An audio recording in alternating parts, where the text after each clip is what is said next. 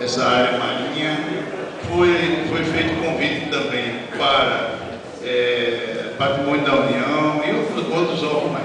Não sei se todas essas pessoas chegaram a vir, tá certo? Mas eu acho que a solução principal ela passa por um colegiado, ou seja, é preciso que a população se una em torno de um objetivo e a partir daí se consiga trabalhar. Então, é preciso se ter, digamos assim, projetos. É como eu estava citando o caso aqui para vocês, que ocorreu no município do Paulista, vizinho de Olinda, lá em Recife, na Grande Recife. O prefeito passou 8 anos tentando resolver o problema e não conseguiu. Então, se você tem um bom projeto, você consegue. Dá o exemplo de Calcaia. Calcaia vai completar agora 4 anos de gestão e já está com a solução implantada. Então, tem exemplos, tanto positivos como exemplo negativo. O que precisa ser feito é você direcionar as ações no sentido de que, para se encontrar a solução, passa por uma série de fatores, como, por exemplo, você tem que ter um bom projeto, você tem que ter a licença dessa obra, você tem que ter, digamos assim, um projeto que seja viável e aprovado junto aos órgãos federais, porque os recursos para fazer esse tipo de obra requer investimentos que o governo federal geralmente precisa dar uma contrapartida e a partir daí você vai buscar os recursos. Não é fácil, não é fácil. Por exemplo, em Calcaia nós fizemos um projeto de 7 quilômetros e só foi feito até agora bem 400 metros, mas em compensação a prefeitura agora já vai fazer mais 1.600 metros, depois possivelmente deverá talvez conseguir mais alguma coisa. Por quê? Porque você vai atacar o quê? As áreas mais críticas. Quando está mais crítico, você vai resolvendo. E o projeto tem que ser feito, digamos assim, com a concepção como um todo, mas que aí vai ter as prioridades, que vão ser prioridades, inclusive, de ordem financeira. Tá certo? Então, a ideia é exatamente essa. Eu estou trazendo para vocês aqui uma informação que eu acho que é importante, e essa informação ela poderá ser trabalhada se assim entenderem que essa seria uma alternativa, tá certo? Agora, não existe nenhuma alternativa única, essa daqui é a única que conheço a nível internacional, que você faz a contenção onde está havendo erosão e inverte o processo erosivo, quer dizer, onde você tinha erosão, você passa a ter o equilíbrio do perfil de praia. Eu não conheço outra alternativa que faça isso. Mas isso daí é, como eu digo, é uma questão de decisão de fórum, digamos assim, político e administrativo e da população. Se a população entender, eu trouxe aqui uma informação que eu considero valiosa, que é a informação da região metropolitana de Recife. Lá o problema é secular. Lá eles já fizeram várias tentativas sem obter êxito.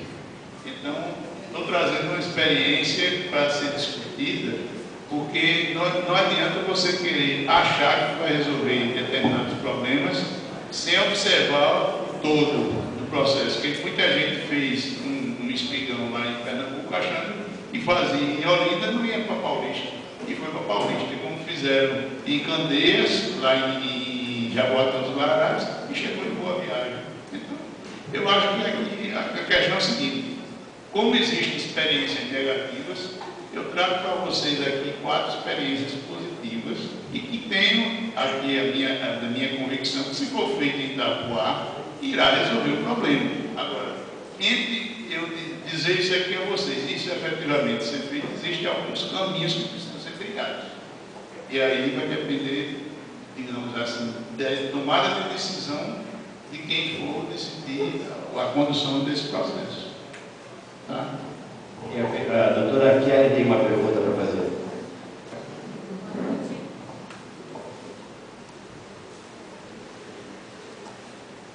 Boa noite. A minha pergunta é de ordem técnica.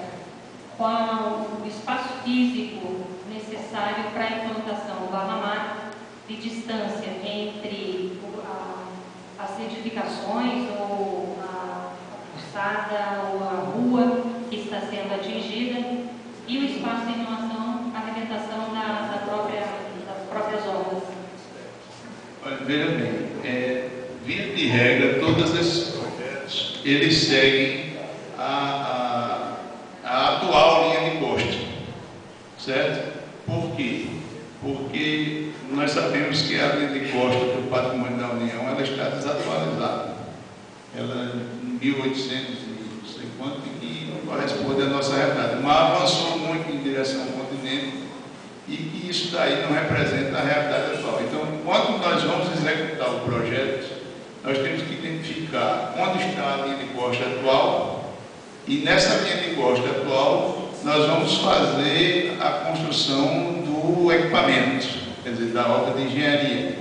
E a partir daí vai se definir. Nós tivemos alguns casos, como por exemplo, alguns casos, geralmente acontece isso.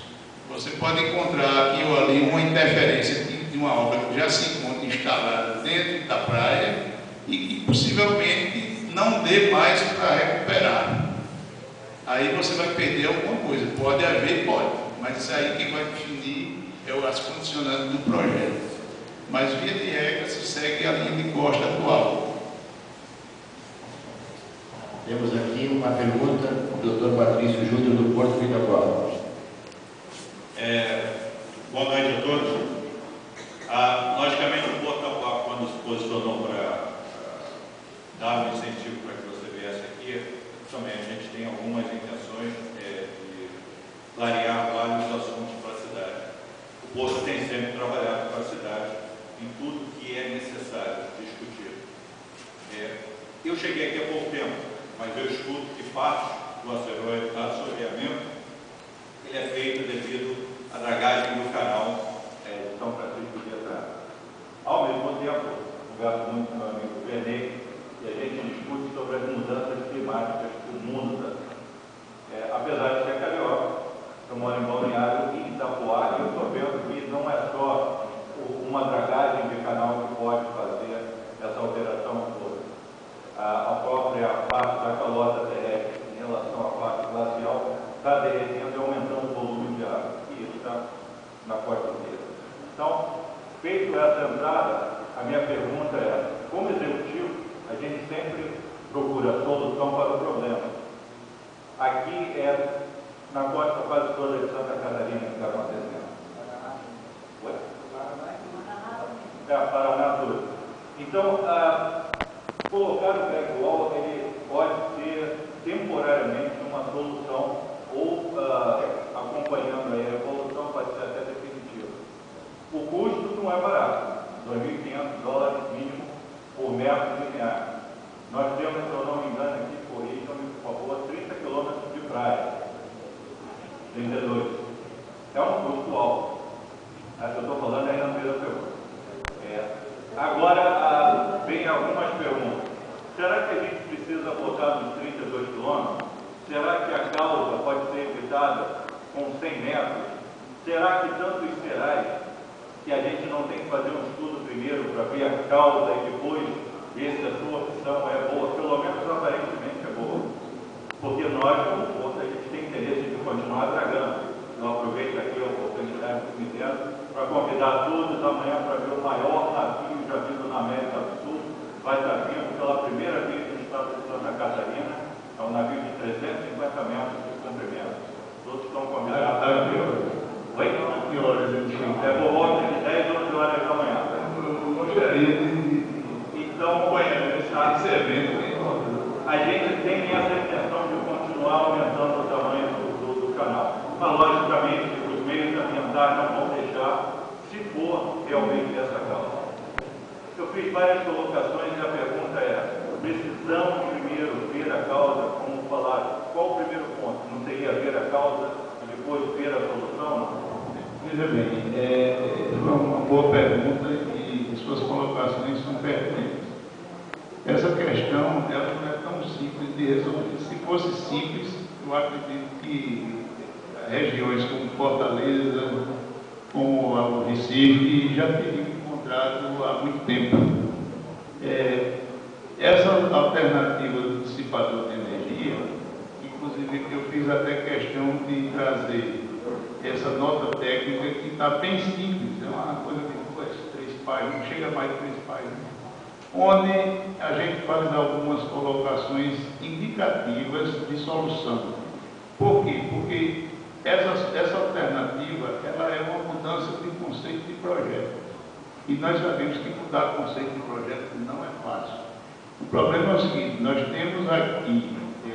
temos um ambiente caótico, que é o ambiente marinho, um ambiente costeiro, a costa, digamos assim, o mar se comporta de forma caótica, ele não tem previsibilidade.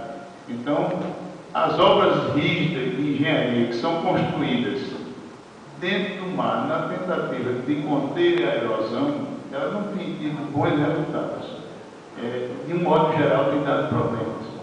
E, digamos assim, quando se faz o investimento no porto, que é uma obra que não é de contenção, mas é uma obra marítima, ela realmente, tem, quando você constrói, seja lá o que for dentro do ambiente, pode criar algum impacto, isso é natural. Isso não justifica você não construir e nem fazer um investimento. Muito pelo contrário, eu acho que o investimento de um porto, ele é fundamental para o crescimento do Brasil, ele é fundamental para a nossa realidade atual. Nós estamos com um país hoje que é considerado a quarta ou quinta economia do mundo e nós temos que nos preparar para isso.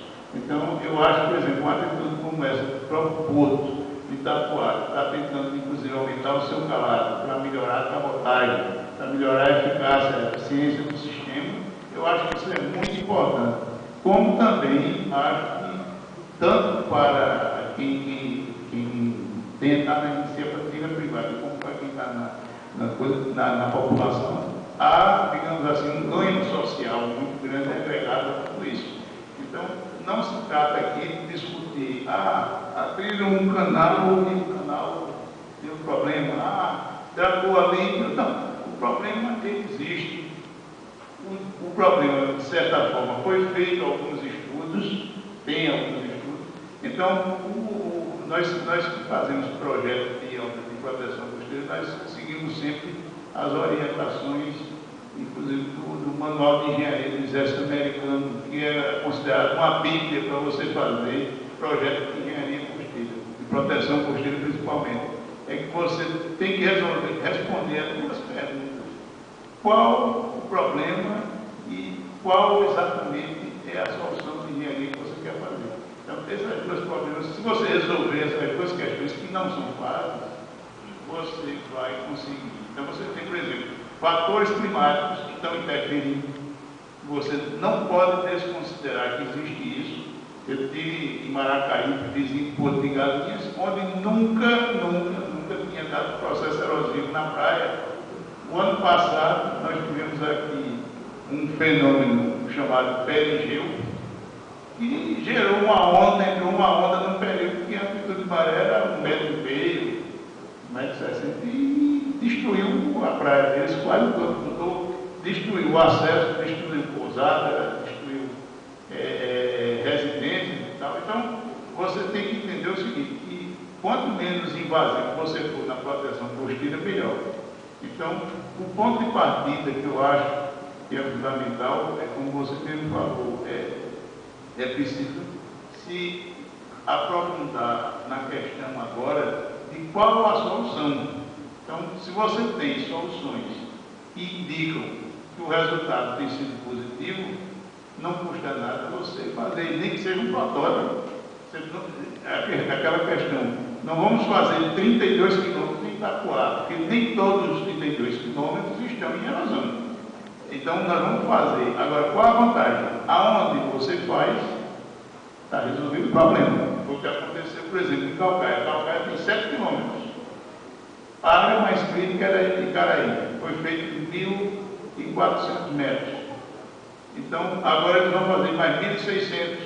Então, vamos supor, qual a vantagem de você fazer essa experiência?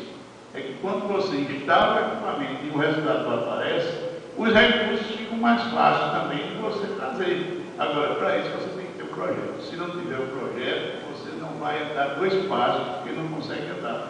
É o caso que eu citei aqui de Paulista. Trouxe como exemplo que foram 8 anos de gestão.